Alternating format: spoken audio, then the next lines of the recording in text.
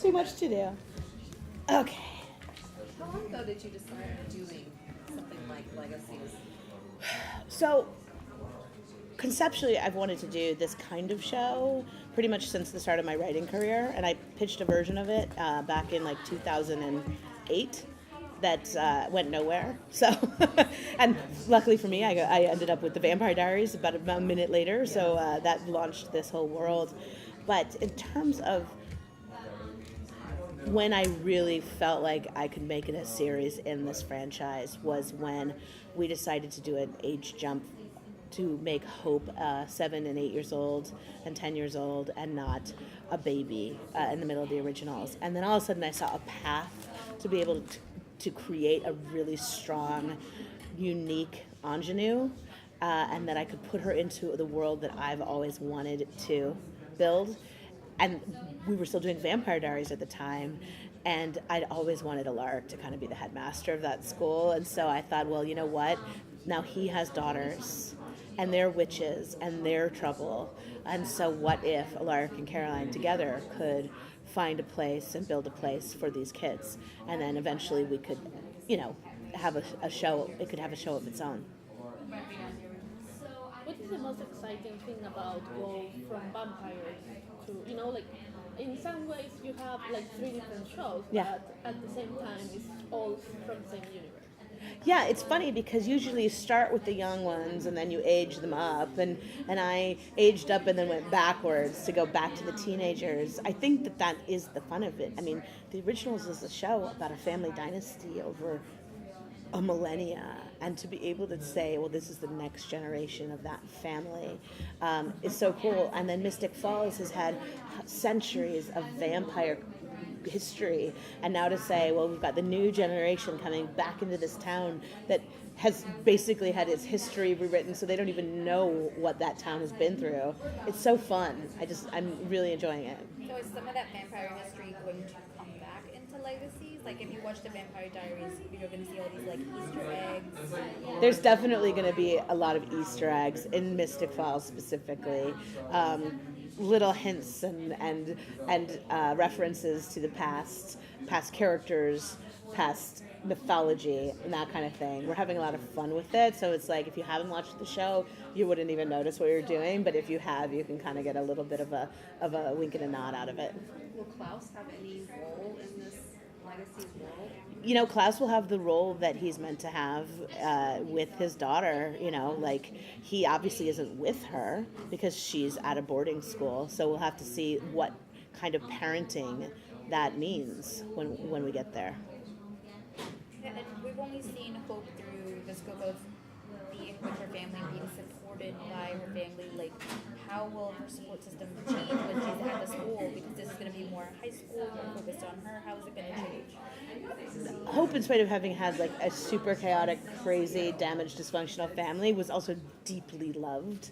And I think that one of the transitions of being a student at this school was that she's made this decision to self-isolate, probably because she has a lot going for her in her home environment, but has also been through a lot of pain. So she kind of goes out of her way to piss people off, which is awesome. And she's a little snarky and a little aloof, and people think she's kind of stuck up. But it's a protective measure, and so it's actually a really fun version of the character that we're enjoying writing. Is it gonna delve much into just her being a young woman and not just her powers? The show lives in both worlds so well. It is about kids with supernatural powers who are different than other people and who are just trying to get through the day without like imploding. But with that comes all the great roots of romance and best friends and school and like the fights you have with your frenemies and trying to deal and navigate the relationships with your parents and with the local kids who of course like go out of their way to torment and provoke our kids into some kind of conflict. So there is a day-to-day coming of age spine to the show that I'm really enjoying.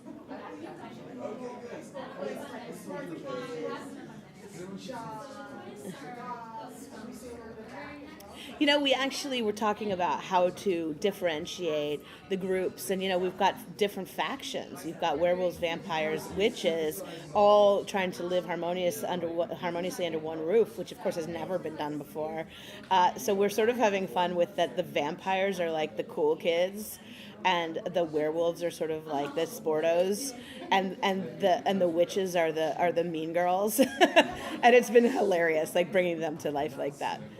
How sad is it to be ending the originals, or is this exactly where you wanted it to come to in this journey? I really wanted to be able to give the originals a true ending. I didn't want it to be ambiguous. The show started with Elijah determined to find redemption for Klaus. And after living 1,000 years of codependence, really getting his brother to understand that he is loved. And I really feel like the series delivers on that wholeheartedly. And being able to see how this family goes on to whatever conclusion each character is going to get, happiness, peace, resolution, or redemption, was our goal, and I think we did that well. People might not like it, but I think we did it well. In the original Vampire Diaries, we've always been emotionally devastated. Like it's fun, it's campy sometimes, but yes, there are emotionally devastating moments. Is it going to be the same thing for Legacies? Are we going to be like hurt the feelings? The feelings are going to be real. The feelings are real. I just write like that. Like, I like to cry and laugh and love all in the body of a single episode. I do think that one shift, and this might turn out to be completely wrong because we're just starting to write. We've got about 5 episodes written. Is in the beginning of Vampire Diaries, Kevin felt very strongly that no one could be safe, that like anybody could die at any point, and characters were often created in order to be killed, and I feel like that was a really bold and exciting and thrilling and novel way to do television storytelling back then that everybody has sort of adopted over the years, and so it's like no character anywhere is safe anymore. So I'm going to have fun with trying to figure out how to keep my characters alive for a little while. There's no conflict in happiness, though, so you got to find ways to shake it up.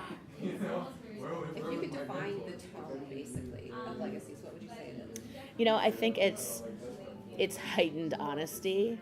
It's real world with sort of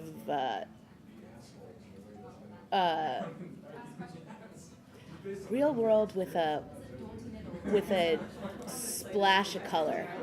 It's a little bit funnier, a little bit snarkier, a little bit more youthful, a little bit more energized, but still that kind of voice that we lived in for so long, just with like some more attitude. Yeah, it is. I honestly, and it's funny talking about it because we literally only have I'm rewriting 4 right now, so we're finding it as we go as well, and finding what works. We'll start to really understand with the actors what they're good at, what they're not good at. We'll start to adopt characteristics of them, into their voice. So it's an ever-evolving, fluid process, but it's been a lot of fun to write because we're not holding back from the jokes. Vampire Diaries, we really held back from the jokes. Damon got the jokes, and everyone else had to play it pretty straight. And so this is more... Everyone's got a little bit of that extra sass in their step, which I really like. Yeah. Last question, please. I was going to ask, this is a coming-of-age story, young woman. How has everything that's been happening in 2018, the Me Too movement, has that affected how you write her journey? That has affected everything in a good way. I mean, in a hard way, because I talked about it at the panel and I made a joke about it, but it's really true. One of the very first decisions that we made with this show is that of the vampires at the boarding school would actually be teenagers and not 100-year-old vampires. I think that with Bill and Sookie and Edward and Bella and then Stefan and Damon and Elena a decade ago, there was something sort of gothic and romantic and awesome about this old, eternally youthful guy chasing after this young, pure, if not the virgin, at least the tonal version. And that's just a completely antiquated dynamic now, I think, in this day and age. I think that women don't need to be pursued in that way. I don't think they need to be the sort of victims in that way. I don't think they need to be the pedestal dainty ingenues while the big bad boy comes in and sweeps them off their feet. I think that they can carry the weight of their own strength and their own fierce power and not need to be the object of anyone's desire. Like, hope's so powerful. It Yeah. doesn't need.